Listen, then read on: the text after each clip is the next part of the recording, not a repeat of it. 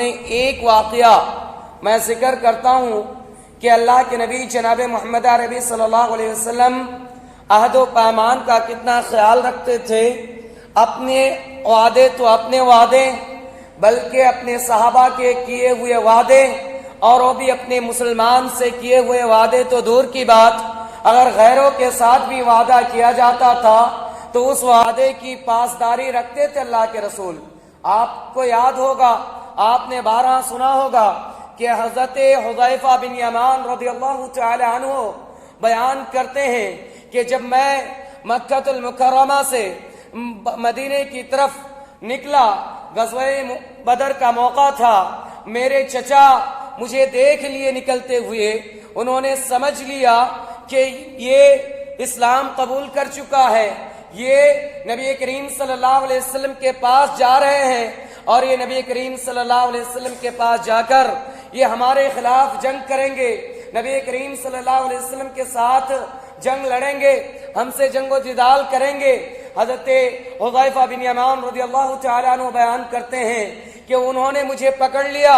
اور کہنے لگا کہ تم مدینے کی طرف نہیں جا سکتے، تم اللہ کے رسول جناب محمد عربی صلی اللہ علیہ وسلم کی طرف نہیں جا سکتے۔ حضرت حذیفہ بن یمان رضی اللہ تعالیٰ عنہ کہتے ہیں کہ میں نے ان سے کہا کہ میں مدینہ کی قصد سے نکلا ہوں، میں اللہ کے رسول کے پاس نہیں جا رہا۔ پھر حضرت حذیفہ بن یمان کہتے ہیں کہ مجھ سے انہوں نے عہد لیا، مجھ سے انہوں نے پرومس لیا کہ تم پرومس کرو، وعدہ کرو کہ تم اللہ کے رسول کے پاس نہیں جا رہے، تم مدینہ کی طرف جا رہے ہیں۔ حضرت حذیفہ بن یمان رضی اللہ تعالیٰ عنہ کہتے ہیں کہ میں نے سوچا، اپنے دل میں یہ خیال آیا کہ الحرب خداع، جنگ تو دھوکے کا نام ہے، جنگ تو دھوکے دینے کا نام ہے، تو میں کیوں نہ پرومس کر لوں، کیوں نہ عہد کر لوں، کیوں نہ وعدہ کر لوں۔ پھر میں نے ان سے پرومس کر لیا، ان سے وعدہ کر لیا کہ اللہ کی قسم میں اللہ کے رسول کے پاس نہیں جا رہا، میں مدینے کی طرف قصد کرتا ہوں، میں مدینے جاؤں گا۔ پھر میں وہاں سے چلا، مجھے انہوں نے چھوڑ دیا اور میں اللہ کے رسول صلی اللہ علیہ وسلم کے پاس حاضر ہوا۔ اللہ کے رسول صلی اللہ علیہ وسلم کے پاس حاضر ہوتے ہی میں نے پورے واقعے کا خلاصہ ان کے سامنے رکھا۔ اللہ کے رسول صلی اللہ علیہ وسلم نے فرمایا کہ جاؤ، تم نے مدینے کا وعدہ کیا تھا، تم مدینے کی طرف چلے جاؤ، تم نے وعدہ کیا ہے، تم نے پرومس کیا ہے۔ دیکھیے اللہ کے رسول جناب محمد عربی صلی اللہ علیہ وسلم کے بارے میں آپ نے کیا پایا۔ اللہ کے رسول صلی اللہ علیہ وسلم اپنے وعدے تو اپنے وعدے، غیروں سے کیے ہوئے وعدے کو بھی، اور وہ بھی ایسے موقع پر جبکہ ایک ایک بندے کی ضرورت تھی، ایک ایک چیز کی ضرورت تھی، کیونکہ مخالفین سمت میں جو لوگ تھے وہ کثیر تعداد میں تھے، اور نبی کریم صلی اللہ علیہ وسلم کے ساتھ صرف 313 ہیں۔ اس کے باوجود اللہ کے نبی جناب محمد عربی صلی اللہ علیہ وسلم وعدے کی پاسداری رکھتے ہیں۔ تو میرے بھائی اور دوستو، نبی کریم صلی اللہ علیہ وسلم کی سیرت کو پڑھیے، نبی کریم صلی اللہ علیہ وسلم کی حیات مبارکہ کو پڑھیے، ان کو مطالعہ کیجئے، تو آپ کو معلوم چلے گا کہ عہد و پیمان کتنی بڑی چیز ہوتی ہے۔ اللہ کے نبی صلی اللہ علیہ وسلم کی زندگی میں عہد و پیمان کی کتنے زیادہ پاسداری رکھی جاتی تھی۔ اس لیے آج ہم اور آپ نبی کریم صلی اللہ علیہ وسلم کے امتی ہونے کا دعویٰ کرتے ہیں، نبی کریم صلی اللہ علیہ وسلم کے امتی ہیں، تو ہمارے اوپر ذمہ داری بنتی ہے کہ ہم نبی کریم صلی اللہ علیہ وسلم کی سیرت کو اپنائیں، نبی کریم صلی اللہ علیہ وسلم کی حیات مبارکہ سے اپنی زندگی کو آئیڈیل و نمونہ دیں، یہی ہماری اور آپ کی ذمہ داری ہوتی ہے۔ اس کے بعد نبی کریم صلی اللہ علیہ وسلم نے تیسری چیز جو بیان فرمایا وہ یہ کہ جب بھی تم کسی سے امانت کو تمہیں امانت دے تو اس امانت کو خیانت میں تبدیل نہ کر دو۔ ادو اذا اؤتمنتم، کہ جب تمہیں امانت دار بنایا جائے، تمہیں کسی چیز کی امانت سونپی جائے تو اس امانت کو جس نے تمہیں امانت دی ہے اس کے پاس لوٹا دو۔ جب وہ امانت لینے آئے تو اس میں خیانت نہ کرو۔ بلکہ اللہ رب العالمین قرآن کریم کے اندر امانت کے بارے میں ارشاد فرماتا ہے، ان اللہ یأمرکم ان تؤدوا الامانات الی اہلہا، کہ بے شک اللہ رب العالمین تمہیں حکم دیتا ہے، تمہیں آرڈر کرتا ہے ان تؤدوا الامانات الی اہلہا، کہ جب بھی تمہیں کوئی امانت سونپے تو اس امانت کو اس کے اہل تک پہنچا دیا کرو، اس امانت کو ان کے اہل تک دے دیا کرو، ادا کر دیا کرو۔ بلکہ اللہ کے نبی جناب محمد عربی صلی اللہ علیہ وسلم ارشاد فرماتا ہے لا ایمان لمن لا امانت لہ، کہ اس شخص کے ایمان نہیں جس نے امانت میں خیانت کر دی، جس کے دل میں امانت نہیں ہے، جس کو امانت دار بنایا گیا ہے، جس کو کسی چیز کی امانت رکھا گیا ہے، وہ اگر امانت میں خیانت کرتا ہے تو اس کا مطلب یہ ہے کہ اس کے دل میں ایمان نہیں ہے۔ گویا کہ امانت دار بننا، کسی کی امانت میں خیانت نہ کرنا، یہ علامت ایمان میں سے ہے۔ اور جس کے دل میں ایمان نہیں، ان کے اعمال بھی قبول نہیں، ان کے نماز بھی قبول نہیں، ان کے روزے بھی قبول نہیں، ان کے نیک اعمال بھی بیکار اور ضائع چلا جائے گا۔ آپ اور ہم یہ بات جانتے ہیں کہ کفار کو کہا جاتا ہے کہ وہ جتنی بھی خیر کے کام کر لیں وہ صرف اسی دنیا کے لیے ہیں، ان کو آخرت میں کچھ فائدہ نہیں پہنچنے والا۔ اس لیے کہا جاتا ہے کیونکہ ان کے دل میں ایمان نہیں ہے، وہ اللہ پر ایمان نہیں رکھتا، وہ یوم آخرت پر ایمان نہیں رکھتا۔ تو بھلا جانیے کہ جب ایک کافر کے ساتھ یہ معاملہ ہے تو ہم اپنے آپ میں کتنی مومن کا دعویٰ کر لے جائیں، ہم اپنے زبان سے کتنی کہہ لے جائیں کہ ہم مومن ہیں، ہم مسلمان ہیں، اور ہمارے دل میں ایمان نہ ہو تو پھر ہم کتنے اچھے کام کر لے جائیں، کتنے بھی زیادہ نیکو کام کر لے جائیں، لوگوں کے ساتھ اس میں سلوک کر لے جائیں، یہ سب بیکار اور بیکار ہیں، یہ کوئی ہمیں فائدہ نہیں پہنچانے والا۔ اس لیے میرے بھائی اور دوستو، جب بھی تمہیں کسی چیز کی امانت دے دیا جائے، تمہیں امانت بنا دیا جائے، امانت دار بنایا جائے، تو تم اس امانت میں خیانت نہ کرنا۔ اللہ کے نبی جناب محمد عربی صلی اللہ علیہ وسلم ارشاد فرماتا ہے اد الامانۃ الی من ائتمنک ولا تخن من خانک۔ اس حدیث کے اندر غور کیجئے، اللہ کے نبی جناب محمد عربی صلی اللہ علیہ وسلم فرماتے ہیں اد الامانۃ الی من ائتمنک، کہ تم امانت کو ادا کرو، جو تمہیں امانت دار بناتے ہیں، جو تمہیں امانت سونپتے ہیں ان تک، ولا تخن من خانک، اور اگر کسی نے تمہارے ساتھ خیانت کی، اگر تمہارے ساتھ کوئی خیانت کرنے کی کوشش کرتے ہیں تو اس کا مطلب یہ نہیں کہ اس نے مجھ سے خیانت کی، اس نے مجھے دھوکہ دیا تو میں بھی اس کے ساتھ خیانت کروں گا، میں بھی اسے دھوکہ دوں گا۔ یہ ایمان کی علامت میں سے نہیں ہے، یہ مومنوں کا شیوا نہیں ہے۔ اللہ کے نبی جناب محمد عربی صلی اللہ علیہ وسلم کے اس فرمان پر غور کیجئے۔ اللہ کے نبی جناب محمد عربی صلی اللہ علیہ وسلم فرماتے ہیں وَلَا تَخُنْ مَنْ خَانَكَ، جو تمہارے ساتھ خیانت کرے اس کے ساتھ خیانت نہ کرنا، وہ اگر تمہارے ساتھ خیانت کرتا ہے تب بھی تم ان کے ساتھ امانت داری کا معاملہ کرو، تب بھی تم ان کے ساتھ اچھائی کا معاملہ کرو۔ یہ ہمارا معاملہ ہونا چاہیے، یہ ہماری دین ہمیں تعلیم دیتی ہے، یہ ہماری شریعت ہمیں تعلیم دیتی ہے۔ اس کے بعد اللہ کے نبی جناب محمد عربی صلی اللہ علیہ وسلم چوتھی چیز جو ارشاد فرماتے ہیں وہ یہ وَاحْفَظُوا فُرُوجَكُمْ، اپنی شرمگاہوں کی حفاظت کرو، اپنی شرمگاہوں کی حفاظت کی ضمانت دے دو۔ میں تمہیں جنت کی ضمانت دیتا ہوں، اضمن لکم الجنہ، میں تمہیں جنت کی ضمانت دیتا ہوں۔ اپنی حفاظت کرو، اپنے کردار کو بناؤ، اپنے کردار کی پاسداری کرو، میں تمہیں جنت کی ضمانت دیتا ہوں۔ اللہ رب العالمین قرآن کریم کے اندر ارشاد فرماتا ہے، اللہ رب العالمین نے فرمایا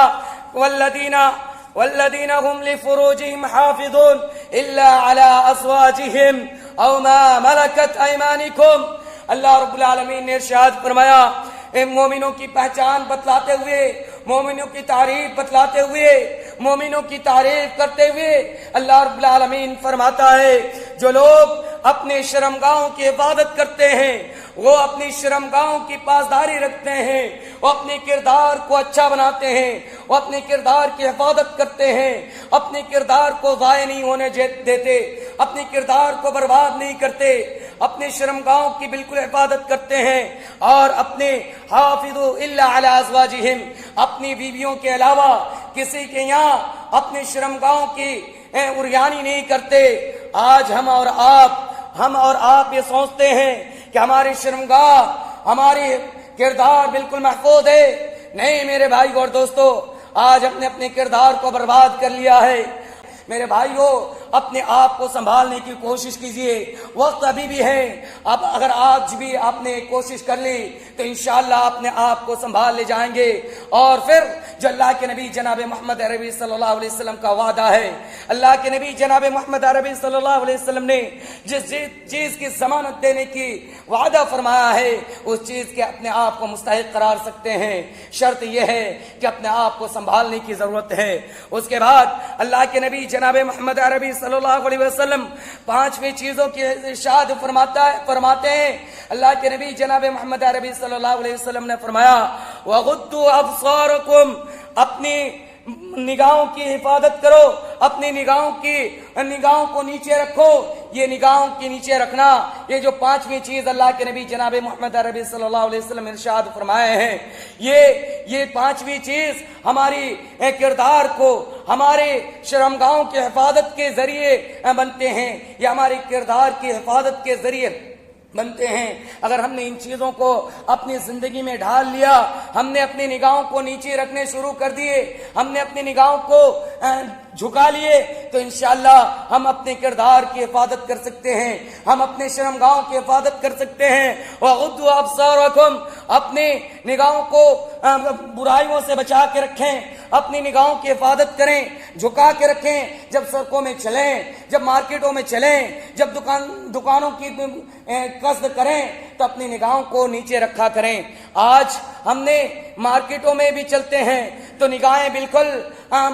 نیچے نہیں رکھتے، بلکہ اپنے بیڈ روموں کے اندر، جیسے کہ میں نے بتایا، یہ نگاہیں بھی ہم سے اور آپ سے دھوکہ کیے جا رہے ہیں. بلکہ نگاہیں دھوکہ نہیں کرتے، بلکہ ہم نے نگاہوں کو دھوکہ دے رکھا ہے. ہم نے سوچا کہ صرف مارکیٹوں میں چلتے ہوئے عورتوں کو یا کہ کسی غیر محرم کو دیکھنا غلط ہے، بلکہ ہم ٹی ویوں میں، ہم موبائلوں میں، اسکرینوں میں دیکھیں تو ٹھیک ہے. نہیں میرے بھائیوں، جتنی برائیاں آپ سڑکوں میں چلتے ہوئے نگاہوں کو مس یوز کریں گے، جتنی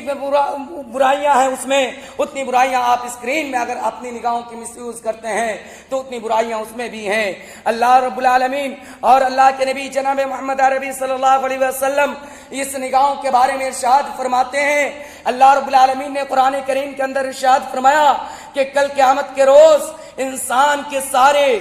چیزوں یعنی جو زبان ہیں ان پر مہر لگا دی جائیں گی، اور ان کے یہ باڈی، یہ ہاتھ، یہ پاؤں، یہ نگاہیں ان کے خلاف جواب دیں گے. آج اگر ہم نے اپنی نگاہوں کی حفاظت نہیں کی، آج اگر ہم نے اپنی شرمگاہوں کی حفاظت نہیں کی، تو کل یہ ہماری نگاہیں ہمارے خلاف جواب دیں گے. اللہ کے یہاں ہمارے خلاف گواہی دیں گے. اللہ رب العالمین قرآن کریم کے اندر ارشاد فرماتا ہے، اللہ رب العالمین نے فرمایا اليوم نختم على افواههم وتكلمنا ايديهم. اللہ رب العالمین نے فرمایا کہ یاد کرو اس دن کو جب تمہارے منہ میں مہر لگا دیا جائے گا، تالا لگا دیا جائے گا. تمہاری زبان تم سے کچھ نہیں بولیں گے، تمہاری زبان کوئی جواب نہیں دے گا. جب اللہ رب العالمین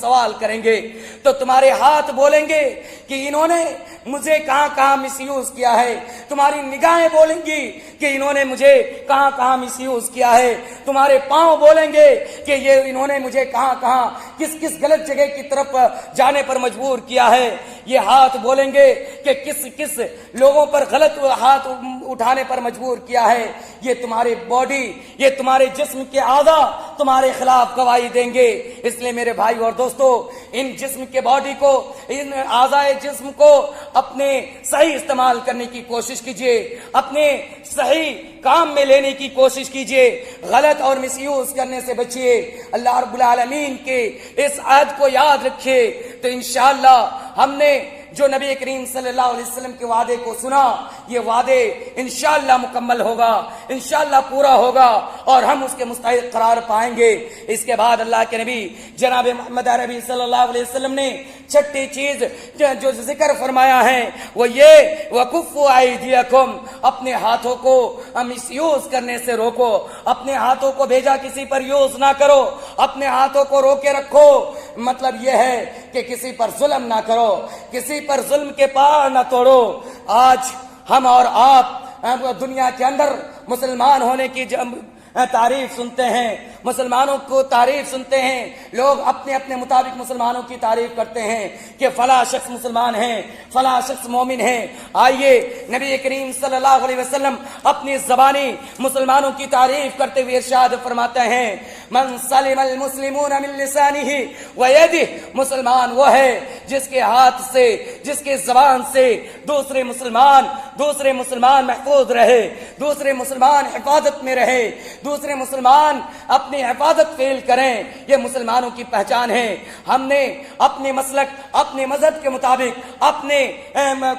گروہ کے مطابق ہم نے مسلمانوں کی تعریف کی، لیکن نبی کریم صلی اللہ علیہ وسلم کی تعریف سنیے، مسلمان وہ ہے جو اپنی زبان سے، اپنے ہاتھوں سے کسی غیر کو تکلیف نہیں پہنچاتے، کسی غیر کو ایذا نہیں پہنچاتے، کسی غیر پر ظلم نہیں کرتے۔ آپ آئیے ایک اور چیز بتلاتا چلو، اللہ کے نبی جناب محمد عربی صلی اللہ علیہ وسلم مومن کی تعریف کرتے ہیں، مومن کی تعریف کرتے ہوئے اللہ کے نبی صلی اللہ علیہ وسلم بیان کرتے ہیں